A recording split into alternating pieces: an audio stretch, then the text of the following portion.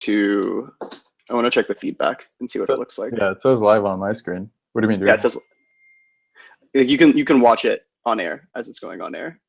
My mom's really sweet. She just messaged me and she said, "Good job, Hike." In response to me, she asked what I did today, and I told her that I made some ribs and some jam. That's pretty solid. I think that that's something a mother should be proud of. Yeah. She might. All right. Yeah, she might even be hating a little bit, like, whoa, this kid knows how to cook better than I do, which is There's no way not, she thinks that. It's definitely not true, but yeah, I think she prides herself on feeding you above all else. All right, so yeah, let's get this going. So thank you for whoever is tuning in. This is the trial run for a podcast that I've been wanting to start for a while, which is called Weird Conversations with Interesting People. And the idea behind it is that on a day-to-day, I'm incredibly fortunate that I just get to talk to some wonderful human beings. And so moving forward, I want to share that with people. I want to be able to take what I learn and communicate that to a broader audience. And this is the best format that I've been able to think of in order to do so. And so for today, we're incredibly fortunate to have one of my absolute best friends / business partners / the Armenian hustler himself, like Chakyan or Hyko. So because we don't want to have him searchable just in case she says some bad things and all that jazz. But yeah. I won't be saying anything bad. Don't worry. But yeah, so the kind of general idea here is that we're just going to have a conversation and talk about things that we always would talk about. And so if you have anything that you want to share, if you have something like a comment or anything like that, just please send it into the chat. But yeah, let's give a bit of background into Hyke himself. Actually, Hyke, I think you have feedback. Do I? There's some cars. I could close the window. It might make it a little bit quieter. Okay, wait. Did we get a comment saying that I had feedback, or is this just a? I just hear it on my end. Oh yeah. It might I can hear me. It might be my stomach grumbling. Man, I'm kind of hungry. Okay. Yeah, I don't know how I'd control feedback because I'm like in a closed system here, so. For sure, I think it'll be fine. Should be all right. I could close. There might be cars like in the background. I could close the window. It's not a big deal. Don't worry about it. Okay. But so yeah, Hyke is a salesman of a lot of sorts. Salesman / entrepreneur / general hustler. And I think that one of the things that I respect the most about him is his ability to just generally be banging his head against problems, right? And I think that that's what makes him successful in a lot of ways. And so, but that doesn't come from nothing. That there's a reason why you want to bang your head against things. And so I think that's something that I wanted to start with was what motivates you to hustle in the way that you do? What motivates you to ask questions? Yeah, that's a great question, man. I wish I knew the answer to that. Because if I knew the answer to that, then I could just like harness it and I could pour it all over everything like fuel, and then I'd control the world, and it would be wonderful. But I might have some general ideas. So like though I don't have it like perfectly honed in, general ideas. I guess my upbringing, my family, my dad's a businessman. Started from the bottom, didn't really have much, came to America with like literally nothing. They sold their house in Soviet Armenia for, purchasing power parity adjusted, very little money to buy airline tickets so they could come to America. And from that situation, was able to build up businesses and do really well for himself and like make an awesome life for himself. So I guess that Pops motivates me. Today's Father's Day. Happy Father's Day, Pops. It's a good coincidence. It is a good coincidence. I agree. So that's interesting because you did not grow up hurting for anything, right? I've seen the house you've grown up in. There's the Armenian money meme that we have, which is on the top of any one of our business meetings. It's like, this is what we need to hit, right? Because that's the benchmark for a successful business venture at this point, is that you have that amount of dollars. And so why is that still true, right? Like if you've grown up not hurting for anything, how is it that the familial motivation is still a thing? Like why? Like that seems like it's something that you've had to kind of self create in a way, instead of something that was given to you. Because your dad, I know him very well. He's a wonderful human, but Really? he'll make you work, but he also won't make you work, right? And so that's something that you have to create for yourself. Yeah. I don't know. I guess, luckily I have some internal drive to do things for myself. Like, in a way, I think it would make Pops really proud if I could mirror his achievements, so that's my internal motivation, is to like do it as well as Dad did it. If I can do it as well as Dad did it, then I did something decent, because I See, respect him so much. It's cheesy, and it's probably something that a lot of kids have with their dads, right? Like, your Pops is a superhero. And my Pops, he never stopped being a superhero in my eyes. yeah, he's a superhero in my eyes too. I remember when I first started working for him, you and I were building a website, right? We're building his website. And he goes, "What did you sell today?" It's like, "No, we built all this infrastructure. We're trying really hard. We're going to scale it in the future." It's like, I made $3,000 today. What have you done? Don't you want to make money? And he will continuously beat you in the face with feedback in the nicest of ways. It's And so I think nice. He's like mild, and he's like Hyko. yeah, that's interesting. It's also something that I want to kind of transition from that into something else, because you have this, you want to hustle, and you want to, I feel as if, and this is something that I'm fighting with, and I know we've talked about it in the past, is that it's hard to figure out what you want to build, and to plan that process out and to execute on it. And so I think something that I really want to understand from you is like, what is your process? Like, how do you decide what to create? And Oh then, man, yeah. yeah, right? Because we talked about this a lot, right? There's this idea where you can build something that you're passionate about, or build something that will generate dollars. Mhm. And the two necessarily don't, the two do not necessarily overlap a lot of the time. And so I want to get a better understanding of which way you lean and why. And then in your creative, because Uh-huh. you've had hundreds of startup ideas. You call me every day and tell me Yeah. about a new one, right? Yeah. That come from? What is the mentality behind building an idea for you? Yeah. So there were a few questions there. Mm-hmm. I think I'll start with the which to lean towards, like a money generator or like some sort of passion. And it's probably what are those things called when like the vectors overlap and then there's like some overlap?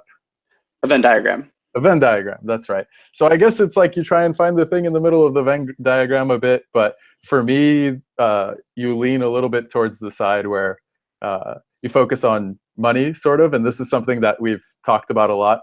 Not because ooh, like money, da da da, for like all those cliche reasons, but um, because if you are able to do something that maybe you don't love so much and uh, liquidate, make some money off of it, then you can fund the projects that you're more and more passionate about. So yeah, ideally you fall in the middle of that Venn diagram with the overlap. Um, but currently it seems like the means to an end route is the one that I'm after. And I don't know, it's tricky because anytime you do anything that's a means to an end, um, oftentimes it doesn't work out so well for me. Like Why do you think that is? I've noticed that trend in my life, and maybe that's why I haven't, that maybe that's why I'm not uh, balling out like an entrepreneur yet. So what about working towards something that's for a means to an end do you think doesn't work, right? Is it the motivational aspect? Is it that you have an idea that you think is viable, Uh-huh.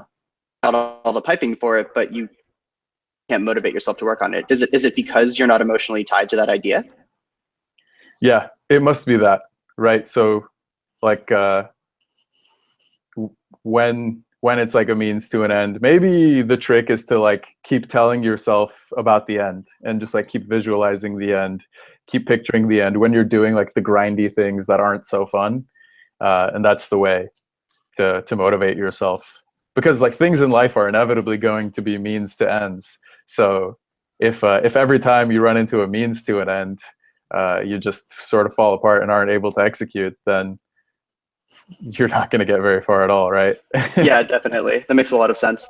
Is that why you have started to sort of fall back on classical jobs, like taking a job at the drone company that you worked at for that, for example? Because theoretically, you have the resources necessary to be building something from the ground up. We both do, and we both are currently working in positions that are attached to a company or are trying to work in those situations. So is do you feel as if working for a larger company is something that is beneficial for you in the long term entrepreneurially? Like, why are you doing that now relative to hustling every single day and trying to build something on your own? Yeah, yeah, I think there's a couple answers to that. The first one being that I that I don't think it's like, excuse me. I just built this loft, and so now there's wood chips and like flakes all up in the air, and there's one in my throat. That sounds OSHA certified. Yeah, yeah, definitely. I had the hard hat and everything on, so it Good. was. Um, I think part of it is just because, and by that I mean that I don't think it's super path dependent. Becoming an entrepreneur, you don't have to like as soon as you graduate college just like try and be an entrepreneur. Nor do you need to like necessarily get a corporate job and pick up skills and capital and then like somehow become an entrepreneur. It can happen like tons and tons of different ways. So part of it is just because sometimes you just do things that are convenient. So getting a corporate job that pays six figures and is a mile from my house is convenient. It's nice. It's not a bad starting place whatsoever. So part of that is just because, and yeah, I don't know. Can you repeat the question again? No, it was no. I think that's a good answer, and I think that I can move forward from that because Sure.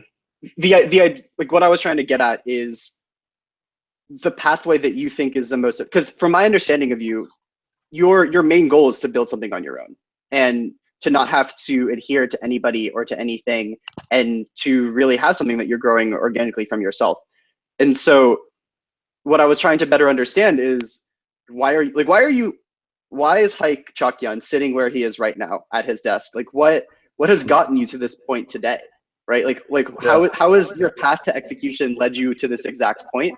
And then do you see this as a path that is effective for you currently? Like are you trying to move away from it? Right? Is this like what is the current mindset and then how are you planning on iterating from it?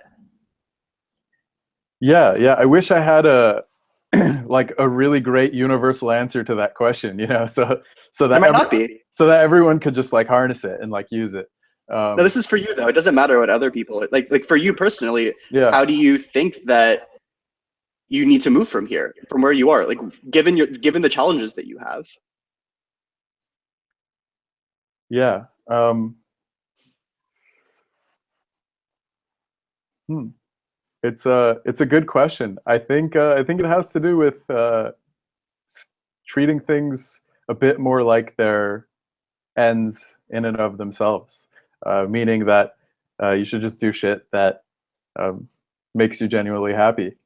Um, and so I've Dylan and I we've had lots of conversations about like what makes us happy. Is it like a specific subject matter? Like, am I really happy? Like doing something, for example, like in the like environmental sustainability industry. Like if that's the industry that I'm in, am I going to be happy, or can I just be happy because I'm doing something pretty cool, whether it's in the environmental sustainability industry or finance or oil and gas or energy, you know, whatever it may be.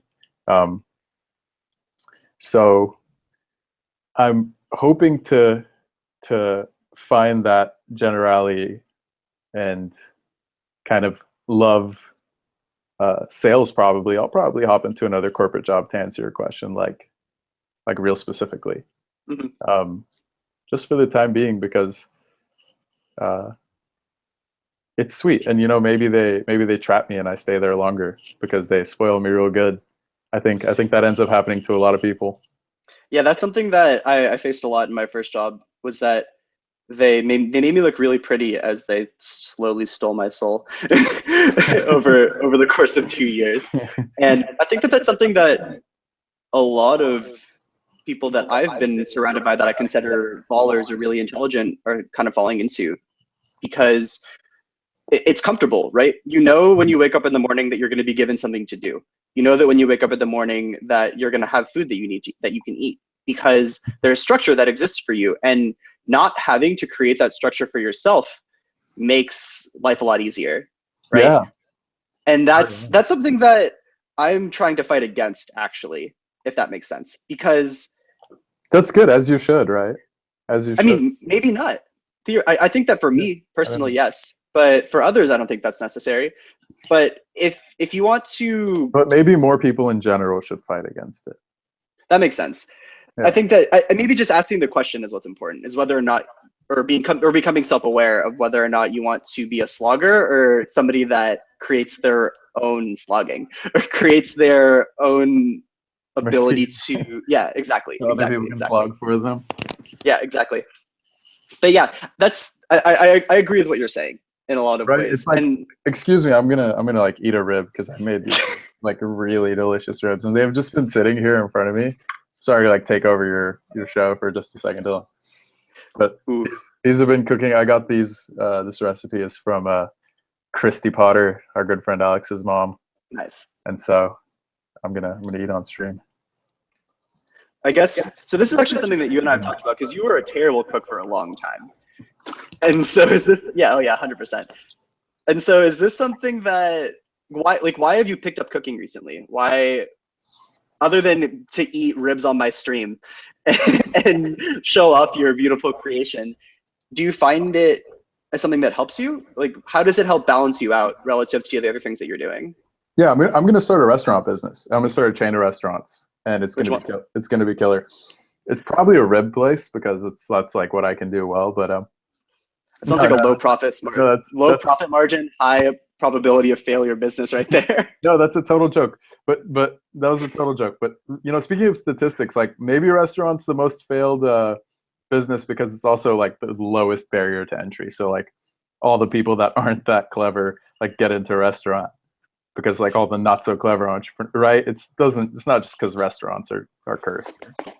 Is that true? Actually, I listened to a really interesting podcast from my friend Joe Ingram, and he was interviewing a man named Bill Perkins, and he gave an example of pizza places, right?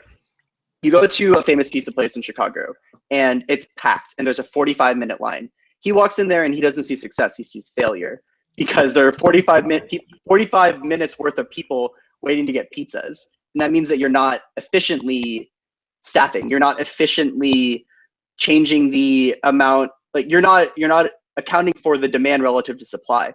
Right. And this is something that I've been thinking about a lot, because how would you do that in the restaurant industry? Maybe this can be a little brain exercise for you right now, because let's say that in rush hour you have a 45-minute wait, but then outside of rush hour you don't. Like, what parts of the business are you scaling? You're saying that people are bad in the restaurant industry. How would you fix this problem? Right? Let's say that you own a pizza place. What would you be doing?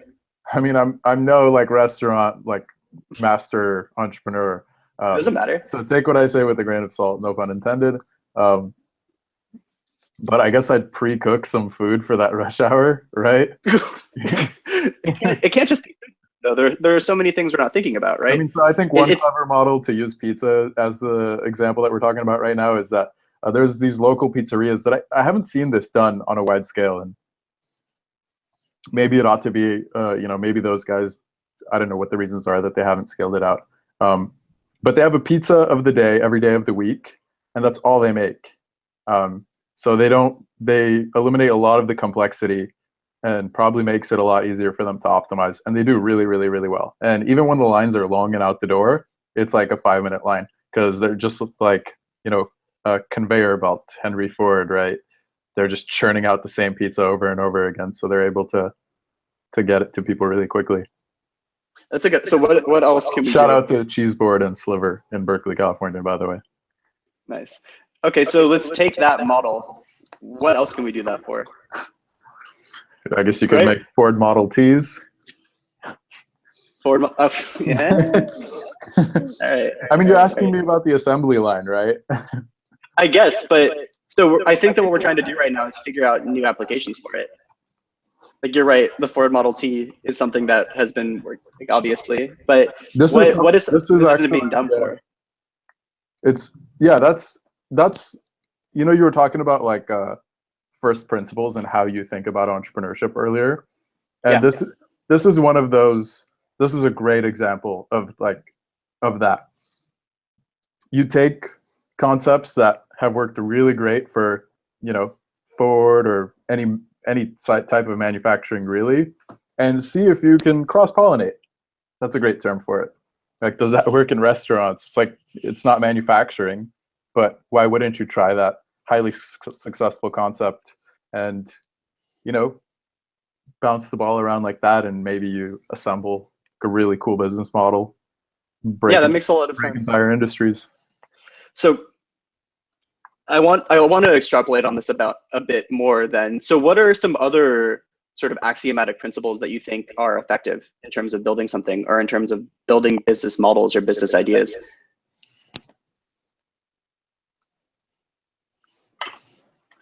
The ribs don't have the answer. Yeah, It's going to come from inside you. trust me, these ribs have the answer to everything in them. Okay. I mean, so nothing comes to mind, but maybe that's the problem, right? I've been really wanting to work from first principles and work from axioms in my brainstorming for businesses. Currently, you know how you mentioned earlier that I like have hundreds of ideas. I call you every day and I'm like pitching them and I'm telling you why they'll work and why they won't work, and I'm defeating those kind of arguments or whatever. That's all just a wild creative haze. That comes from like something really raw inside of me that's just passionate about like that's my creativity. You know, I think creativity is something we want to talk about, and like I can't draw for shit. Excuse my language. I can't paint. I've got a painting on my wall. It's pretty ugly. My girlfriend, beautiful girl by the way, would say that it's really great. I think it's really ugly, and I don't have any talent at all. But what I like to do for creativity is cooking and thinking about business ideas. And with that, oh my God, I don't know, Dylan. What are your first principles? That's something that I'm still trying to build also. Mhm. I really actually liked the idea that you and I talked about a couple of days ago, which is how to look for inefficiencies in markets, right? Because I think that that is the baseline in terms of starting any sort of an idea, is you need to know what you're solving for, right? You need to understand what is necessary. And this comes back to the Venn diagram, where it has to be an idea that you're cool, like that you really think is interesting, but there has to be a reason to build it also. You can't just go, oh, I'm going to build another computer because I love computers, right? You're trying to fight it. You're trying to fight against monsters in that space, but Totally. maybe there's sort of a subset there, right? And I think the more that I've been thinking about this over the past couple of days, the more that I really like it, which is looking, and this is not my original idea. I found this is from another podcast actually, where Okay. you look for systems or patterns that don't make sense within areas that you understand really well, right? And so take, for example, something like, so I know poker really well, right? Mhm. And so I look and I see, it doesn't make any sense that there are no large scale poker sites, right? That doesn't make any sense to me. There are thousands of them, but none of them have a large market share. None of them have been able to capture the entire market. That doesn't make any sense, right? There are so many ways that this can happen. There are so many different pieces of data that you can look at. This is a very mature field. Why isn't this working, right? I mean, what about stars? So I'm talking, no, in terms of the training industry, not in terms of okay. not in terms of actual large sites. And stars is an interesting example as well, because they're losing market share in a lot of ways. Yeah, currently. Okay, that's interesting. But I would say this is for the sorry, I should be more specific, within the training aspect as well, right? Like why? Because there is a monopoly, or there is a large player in the actual casino space, but in terms of the training space, and I had a really interesting conversation with some of the founders of probably the largest poker trading site currently, which is Upswing Poker. Really cool dudes, Doug Polk and Ryan Fee, and they were just communicating to me how bad everyone else was, but they didn't know how bad they were until they saw that it didn't make any sense, right? They saw that there were these incumbents like Card Runners and Run It Once and things like that had all the resources necessary in order to become the major player in the space, but they hadn't done it. So why hadn't they done that yet? And so they deconstructed and reconstructed their business models and saw, holy shit, there are tons of inefficiencies here, right? I need to build something that plugs these inefficiencies. I always thought that it was what's that guy's name? Doug Polk's ability to just generate tons and tons of YouTube hype. He has like a pretty entertaining channel, and so maybe I'm wrong, but I perceived it as him having this engine of this marketing engine of YouTube, where he's able to bring in all of these new people, and maybe even people that have never even considered poker training before, right? And effectively like make that the attainable market that much bigger. I didn't think about it in terms of like efficiencies and like maybe what's one it like in Doug's head, what's run it once doing wrong. Yeah, I think that you bring up a really valid point, which is brand ambassadorship, right? Where if you have a large figurehead that speaks for the brand will scale proportionately to that figurehead scaling, right? So it's really hard to have a YouTube channel for Upswing Poker. It's really easy to have a YouTube channel for Doug Polk. And scaling the brand ambassador is just a proxy for scaling your actual company, which I think was actually something brilliant that they have done that I hadn't thought about. And is something that I would actually take as like a pseudo first principle in a way if you are trying to enter a competitive space. You need to have and maybe this is a secondary one that I've been thinking about recently as well, but it's this idea that you need to not cap yourself, right? You shouldn't just be relying on paid media and things of that nature to build your brand. You need to have efficient scaling mechanisms. And I think that what Doug has done and what Upswing Poker has done is really important. You know what's cool about their scaling mechanism is that it's like a business in and of itself. Yeah. Right? Yeah, definitely. So instead of thinking about like growth, like, all right, we've got this great product and this business and like, what's growth? Like this, it's typically this one sentence answer, like paid ads. All right, cool. Cool story, bro. Like it's not how. Yeah, definitely. Right? They took like thinking about everything very intricately and they applied it to growth and so they did really well. They made it a business in and of itself. Yeah, definitely. And I want to kind of bring that back actually to the core principle that started that, which is asking questions, right? And so maybe something that I want to pose to you is, what are questions that you ask yourself when you're debating whether or not an idea is viable, right? So there's this one that I was talking about, which is whether or not it makes sense or whether or not there's something within a system that doesn't make sense. Well, let's say that you have an idea. What is your process for self-critiquing it? And then eventually calling me 3 hours later after you've already created all these counter arguments in your head, because that's what happens, right? By the time I talk to you, you already know what you've been able to kind of create these questions that you know that I'm going to ask and have answers to them. So how do you go about that process? Yeah. It all starts with a hot shower. Really, folks. Like I couldn't recommend it anymore. Hot showers are really great. Yeah, no, honestly though. So I'll be in there and I don't know what sparks these things a lot of the time, but maybe it'll be like my experience somewhere purchasing something and that was particularly painful and I didn't enjoy it. Or a lot of the times I'll just be thinking about how technology can make things better. So buying things in an analog type of way at like a supermarket, and it's just silly and took a bunch of my time, and I was hangry when I was at the supermarket and I just hated the entire experience. It's stuff like that sparks it. And just applying things like technology or the internet, how could this be better? While in the shower, it's a combination of those two things. And then my mind just starts running. Like time becomes like obsolete almost, you know? I'm probably in the shower for a long time, but it's like I lose all sense of time. And then move out of California. We're in a drought, dude. You can't do that. No, it rained like incredibly much this year, so it's all right. But then that's when the ideas start to form and the counter arguments start to form.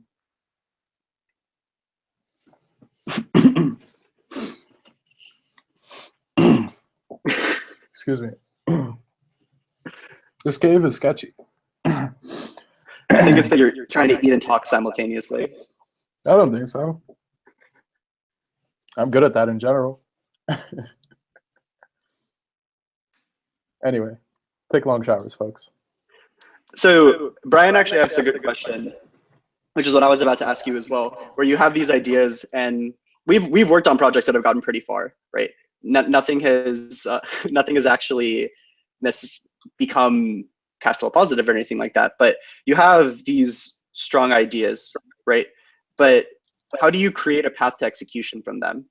And this is something that I know that you and I have talked a lot about. Is it a strong idea if it's not cash flow positive?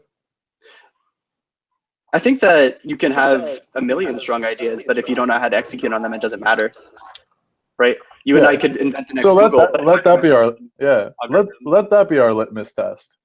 Whether or not it's cash flow positive. Yeah, what good's an idea? Come on, that's funny. So okay, then take it a step back. How do you create a path to execution, right? How do you understand the system that you're trying to work within, and then build a step-by-step process to taking this idea that you think is viable and moving it forward? Yeah, man. This is a really interesting question, but it's something that on the next episode of this, if I ever get invited back for, because I ate ribs and stuff and I'm like a terrible guest, that I'll like have a rant prepared. So maybe we record that and we like stick that on as like a continuation to this. So like I'll have to like sit and think about it a lot, but okay. The question is basically like, what's my system for like coming up with ideas? I would say you tried to ask me that like 3 different ways now. I can't answer it. Stop asking that question. It's too hard. It's not about the system for creating ideas. It's more about how do you start to create something from them, right? Right. So I have a lot of friends that come to me, and I'm nowhere close to experience in building businesses either, but I have experience in growth and in business analytics and things like that.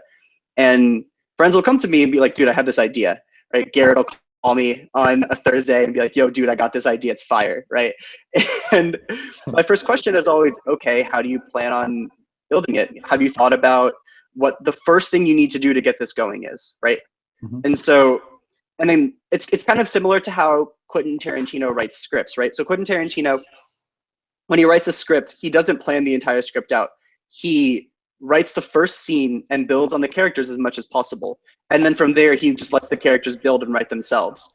And so I think that's interesting, really applicable to scaling businesses as well, because you need to have a really solid first act. You really have to understand, it's like, okay, if I'm going to launch a co-working space, I have to know what my cost benefit analysis needs to be and things of that nature, right? You need to understand those core principles. Yeah, let's dive into some examples more, right? Because I feel like I've been speaking generally about how you should like make ribs and be creative and like take long showers and stuff like that.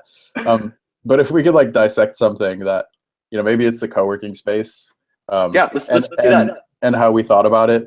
There's like offers a little more value to people. Yeah, I think that's so. Let's use the co-working space example. I think is really important, right? So we're not going to use the specific idea for protection's sake for the people that I'm working with, but let's say that we want to.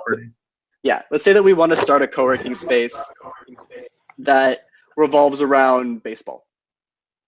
It's a co-working space that's also a sports lounge, right? How would you go? That's pretty cool. How would you go about building the process to make that happen, right? Like what's the first thing you would think about? God, I'd learn as much as I could about co-working spaces. Yeah.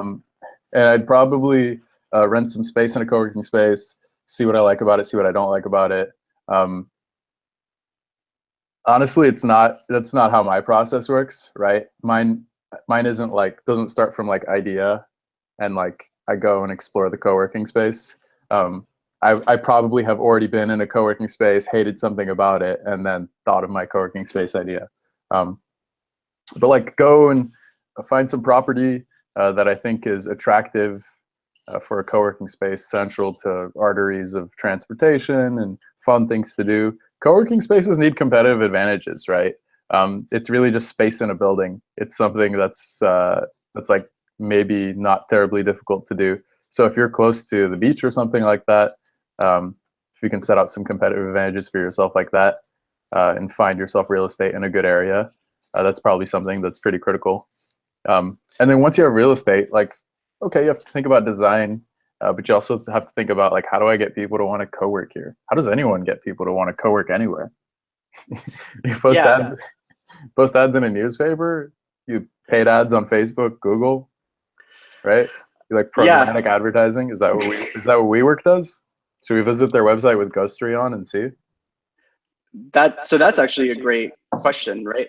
Which is doing competitor analysis, and that's not something that you really talked about within your, like, you said that you would go to a co-working space and see what's happening, but you didn't say that you would go to the largest players in the space and deconstruct and reconstruct their marketing funnel, which is something that I know that we run as an exercise every single time we have an idea, or at least I know that I do. Sure. I go to the website of who the main player is and just deconstruct their marketing funnel and say, okay, how do I believe that they scaled? Where do I find the efficiencies and inefficiencies in that process? And use that as a way of also better understanding the space itself. Take, for example, for co-working spaces, right? I go to WeWork.com and I see that they don't have any programmatic on there. That's going to teach me a lot about the space in general, because that means that the entire subset of the population that would be, or that would really be susceptible to programmatic advertising, they're no longer targeting. So what does that say about their user base, right? You can glean so many insights from that. By the way, I'm sure WeWork is using programmatic. Of course they are. There's no way they're not. It's like they're not bad. It's like a how many $billion company? Yeah, they definitely. raised like $500 million or something like that. They're a unicorn. Yeah, definitely. They're crushing, which is really cool.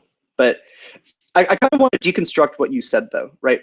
You show up somewhere, right? So your step one is to just try to build a better understanding of the space. You Google everything you need to know about co-working spaces. So the first step in this process is just information gathering, right? Understanding whether or not you can within the space, right? Mm-hmm. Yeah, see if it's viable at all. Like, are there some barriers to entry that you alone or you with your immediate network and maybe their talent or fundraising wouldn't be able to surpass? If you wouldn't be able to surpass those basic barriers to entry and you just can't do this at all, or do like a fledgling version that could maybe grow into like a more decent version, skip it all together. That happens a lot of the time, right? I'm never going to become the next like retailer, like the next Walmart or something like that, just because like they have such a huge foothold, and they have all this infrastructure and stuff like that. So I wouldn't even be thinking about that. See if you can do it at all, and then start picturing how you'd like to do it and why that would be successful. That makes a lot of sense. So like if we were to start a co-working space, right?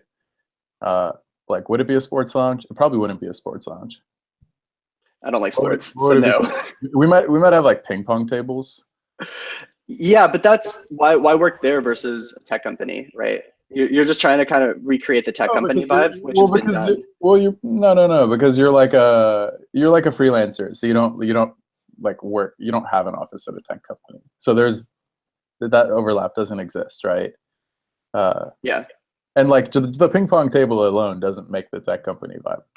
It just has such a strong correlation. You gotta add the beer on tap too. I probably wouldn't have alcohol at my co-working space. But then you get rid of one of the main revenue streams, right, for co-working spaces, where you add coffee. Is the alcohol like not inclusive? The WeWork I went to, it was free. Oh, really? That's interesting. Interesting. I mean, right? It depends on what model you use. It depends if you're using the American Airlines model or the Spirit Airlines model, right? So WeWork is the American Airlines model where everything's included, but there's no incumbents in the space that have the Spirit Airlines model where you're trying to build, like where you have a low barrier to entry and then tons of add-ons. I mean, it makes sense that they do the American Airlines model because people aren't going to drink a lot at work. so whereas bars and clubs are really successful because the drinks are like a huge part of their profit margin. They make like 400, 500% on each drink or something like that. Because people go to bars to drink. Like at work, it's just one beer to wind down or something like that. So I guess it makes sense that they do the American Airlines model. Like Southwest. I like Southwest, so I'm going to call it Southwest. Yeah, no, it makes sense. I kind of want to pivot actually because Sure. we've been talking a decent about the process that you go through, but nothing has happened yet, right? Yeah, How get have the you hell been? out of the excuse my language, out of the building, right? And go like try and sell something to someone. Go like talk to people and see if they actually want it. You Yeah, know, that's gotta be like the best advice ever. I did an accelerator in college at Berkeley. It was in the south of France, actually, gorgeous place. Um, and like the mentors who were pretty successful entrepreneurs, they were like, go get out of the building, go talk to people and sell to them. And like selling to French people in France as an American when you don't speak any French is really hard. It's like, it's painful. Um, but I think like our team was one of the few teams that took that to heart. So we just got out and started talking to pharmacists in the that's south of probably your France. most successful business, right? It's the one that almost worked. I mean, I think we're probably cash flow positive with Rich and Famous, That's um, true. but that one was a good learning experience. They've all been good learning experiences. You got to try a bunch. If you're not like trying a bunch, like you're never suddenly gonna formulate this beautiful symphony and like all of a sudden execute on it if you haven't like tried and failed a bunch, right? You need this willingness to fail. Definitely. So how have your past experiences drove you to, how have your past experiences informed who you pick as your friends or your mentors? Actually, let's start with mentors, right? Who are like you probably, I know that you have a couple of pretty strong mentors in your life currently, your dad being one of them, which you talked about, but other people that you've kind of picked up along the way. How have your past experiences who you thought would be important to surround yourself with, and then what are the characteristics of those people? Yeah, I mean, definitely, you're like the mean of your five closest friends, right? So definitely pick high caliber people. Dylan, you're a close friend of mine. Uh, so, kudos, tap yourself on the back. Um, and then the mentors, just have mentors, you know, I'm sure like everyone has like mentors and their parents, etc. But like have more mentors than, aim to have a ton of them and then Why? settle on like a smaller number so that you have like some substantial amount of mentors, different perspectives, people to talk to all the time. You can't just go hang out with like that one mentor all day every day, right? It's like maybe the perspective gets monotonous, or that person gets tired of like a one-sided relationship where they're just giving you advice all the time. But like my advice would be have mentors, try and have a lot of them, and you'll learn different things from different mentors. Can you give me an example of a mentor that you currently have that perspective? And let's say that you had an axiomatic way of approaching things before you met this human. What has changed in talking to them Oh since yeah, you've gotten to know them better? I'm tabula rasa when I meet mentors. I'm a clean slate. Like I don't know anything. It's like one of those rare occasions where like a pretty egotistical person, and we all are. Don't pretend you're not. Um, Sure. just I don't know anything. I'm a child relative to this person because they've like launched and succeeded at several businesses. So I just go and I listen and I ask questions and I let them talk about whatever makes them happy. It's not me like pounding on their door like I really need to learn about this one thing. Teach me. No, like they know so much more than you. So just chill and sit back, grab some popcorn, uh, be fascinated and learn, because they're gonna, it's like a pro golf. It's like like trying to pick up golf from like a pro golfer. Like there's no question that you can ask uh, that they sort of that would be more insightful than what they could just teach you if you just let them talk. Yeah, You should still ask questions, but of course, right? When you don't understand. don't try and like zero in on something. Just let them do their thing. I like that a lot, actually. That's not how I had been approaching things, but that's a cool perspective. So you talked about talked about a couple things, but something that I want to key in on is just the fact that you should be sitting there and learning from the experience of just being around them, right? And so what Totally. Like, how do these people tie their shoes? It's an extreme example, but like you'll pick up little things about them, like, damn, this person wakes up at 5 a.m. every day, like maybe that's part of it. They clearly have a whole bunch of hustle. Yeah, definitely. What are other ways that you feel you can create step changes in growth, whether it be traveling, whether it be sitting outside of Uber for a week straight and just watching the people that go in and out of it, right? What are That's some other interesting. ways I that like that. yeah, what are some other ways that to create step changes in growth, right? Because I know for myself personally, I have hit a couple walls in the past 2 or 3 years, right? And it was always a pretty out of the box experience that ended up changing my perspective. For example, when I was really sad in Chicago, picking up swing dancing really helped my career because it taught me a lot about listening. It taught me a lot about like swing dancing and improv, right? Improv was really good as well because I went from trying to control the situation in my workspace to just flowing with the situation in my workspace. And that was incredibly helpful in terms of my career trajectory in a lot of ways, right? Really paying attention to the system. And so what is it for you that's helped you change? Like, was going somewhere beneficial for you, or is there anything else that you have had happen to you or have tried to manufacture in the past couple of years that have created that sort of growth step change?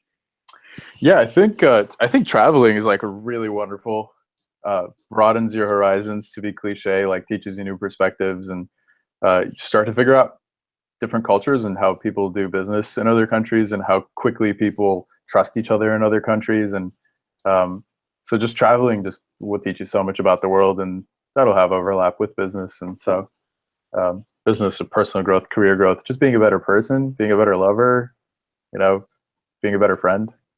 Yeah, Go see, it makes sense. go see how people do it. Get out of your comfort zone. So I know that you have like really strong ties to Armenia, right? And we've talked so much about this going back that motivates you. I wanted to tie this into Armenia, but I can't find my flag. Hold on. I'm sorry. You're gonna have to do it now. Okay. 3 seconds. Okay.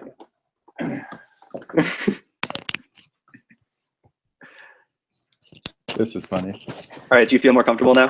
I do. All right. So I know that we've talked a lot about when you went to Armenia, just being around the hustle there, right? From really smart people growing in a developing country and then trying to make shit happen from that developing country. What have you gleaned from them, right? What specifically from those people, other than the thousands of business ideas that you say where we can leverage Armenia, right? In terms of their development talent, what were the lessons that you learned from those individuals that did not have any close to the amount of resources that you had and yet are still hustling and crushing? Yeah, I don't know if they're the best hustlers in Armenia. Interesting. Because they don't, like, the rule of law isn't great and the marketplace isn't the most fair. So there's not a lot of confidence. There's not a lot of public confidence in like starting a business and making sure that your contracts are enforced. And that's like a big part of why I think America is so successful and like successful countries are so successful. It's because entrepreneurs are confident that like their insurance policy will get paid out 100% of the time if something happens to their assets that they need to build their business. Like their machine breaks, like they're confident the insurance policy is going to get paid out, or someone steals something, or the competitor is doing something shady, like you're confident the courts will take care of it. That doesn't really exist in Armenia. So I think maybe that lack of confidence leads to Armenia being a little less competitive than it could be. But I mean, like, Armenian people in general, and maybe it's good to talk about immigrants, because I think this is true of lots of immigrants, is that when they come from very little, like, they all have this perception of America as like the land of opportunity. So they come over here and they hustle and they do great, right? I know like tons of successful immigrants. And so maybe it has to do with that like weird cliche thing, like the land of opportunity. Interesting. So So just so that I maybe can understand here, it's that because the system that they interact in is gated in some ways, Yeah, it it's bad. also gates their growth trajectory. Yeah, totally. And that's probably more path specific. So like if you start from like a not so good place, this isn't my idea, right? This is the idea of like a lot of developmental economists. um, but yeah, if your country's not in a good place because of corruption, um, that's typically like one of the biggest culprits. Uh, and people also talk about geography a lot as being pretty important. Um, like, do you have seaports? Or is your country rich with natural resources? Like, did your government wake up like with like billions of barrels of oil buried beneath them? If so, like you're pretty lucky. And so Yeah, you're gonna like your country's probably gonna do pretty well. no, that makes sense. And so, Armenia, unfortunately, like doesn't really have any of that stuff. we pride ourselves on just trying to be intellectual. So like really strong math and science from Soviet times.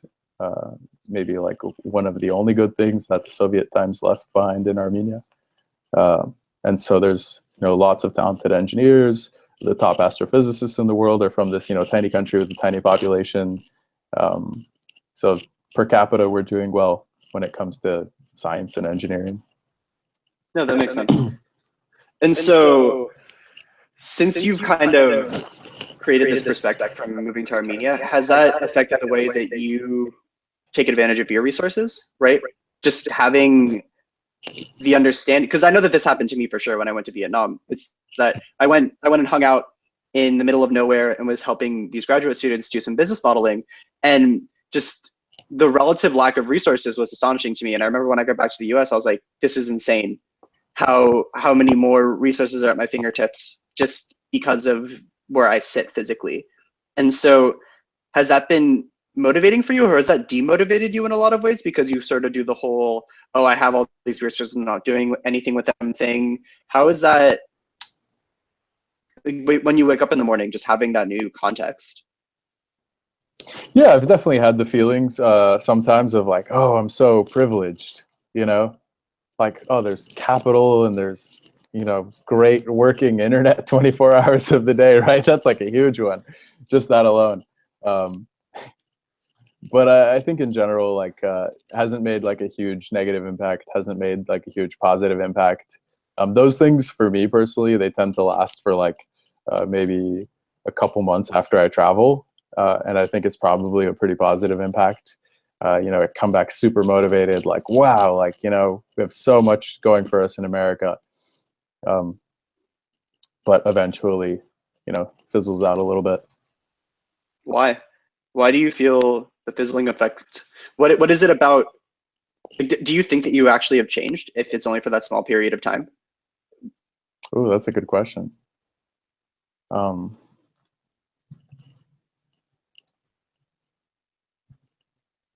yeah, man, I'm sure I've changed in some ways that I can't quantify or feel or something like Okay. that.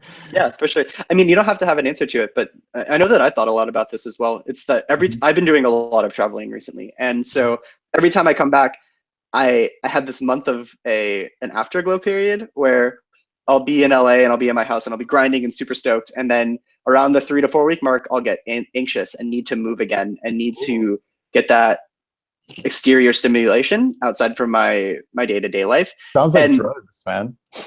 dude, I'm addicted to it for sure, 100%. But that's not sustainable, right? This is something that I came to recently when I was in Vegas for the World Series. I was talking to a friend on the phone, and I recognized that my traveling lifestyle is a supplement for things that I'm not comfortable with in my home space. And Oh, wow, okay. so and so it kind of goes back to what you're talking about, where am I really changed? Like I know that every time What I kind of travel, I supplement are learn we talking things. about? Say that again.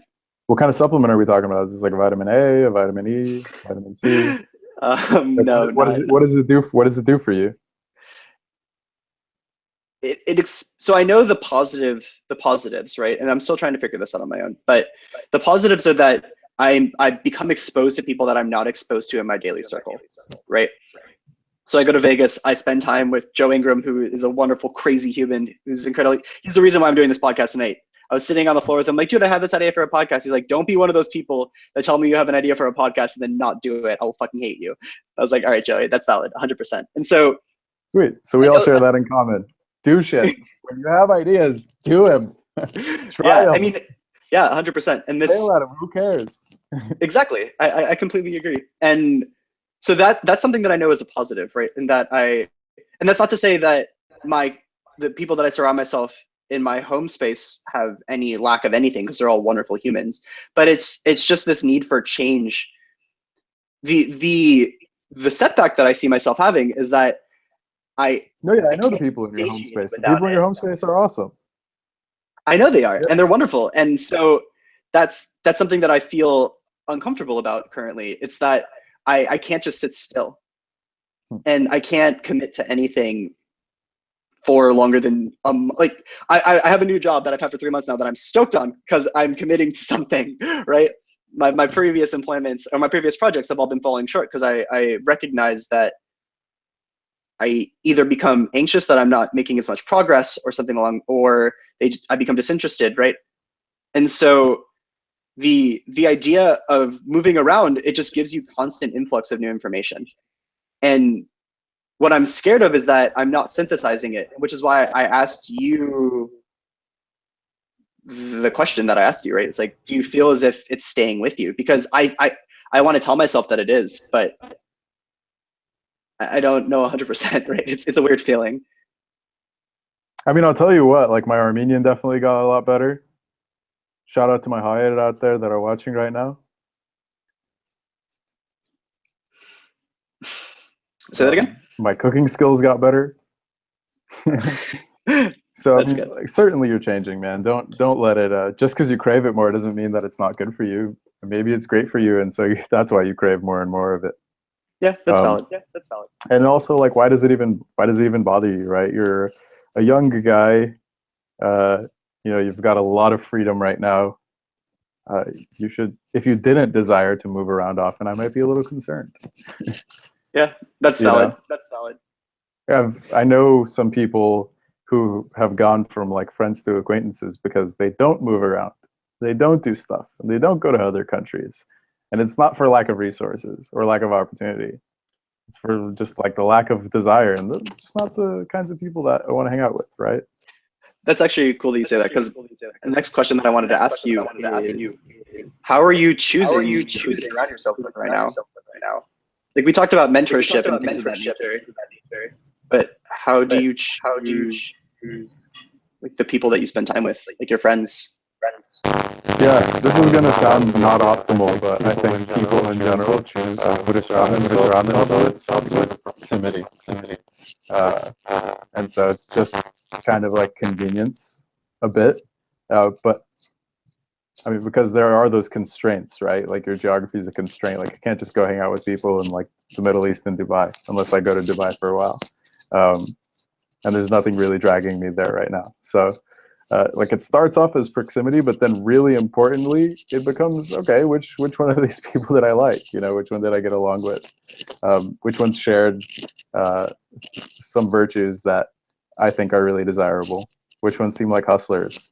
Which ones are just genuinely funny, even if they're not hustlers? You know, which ones are just good people that are enjoyable to be around. Things like that.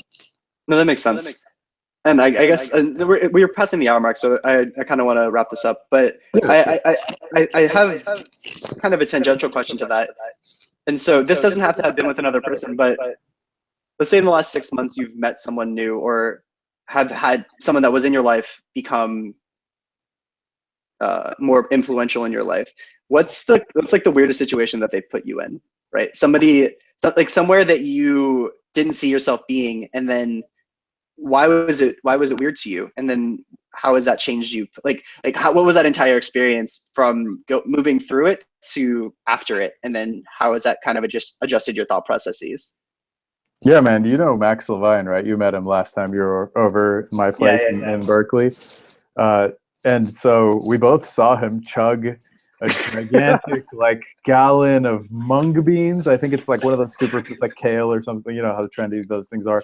He just chugged it down. And he's like, ah, oh, like yelled afterwards. Kind of like a fraternity brother does after they like chug a gallon of beer or something like that. And so that guy's a huge trip, and he's had a lot of impact on my life, and he's a great guy. So how, so how did the mung beans change you? Dude, Did they help? the mung beans have a ton of fiber in them. um, um, but you know, Max is definitely, the mung beans have definitely rubbed off. Um, just exploring places like San Francisco on foot, walking like 10 miles from like one corner to another, and just like seeing stuff and interacting with people. It's kind of crazy. It's kind of like doing door-to-door sales, something I've done in the past, but just like hanging out with people and building relationships and enjoying the city. And it's fresh, it's exhilarating, it's new. So it's a lot of fun. It's got me out of my comfort zone because it's gotten me exploring my city, and lots of other more proprietary information.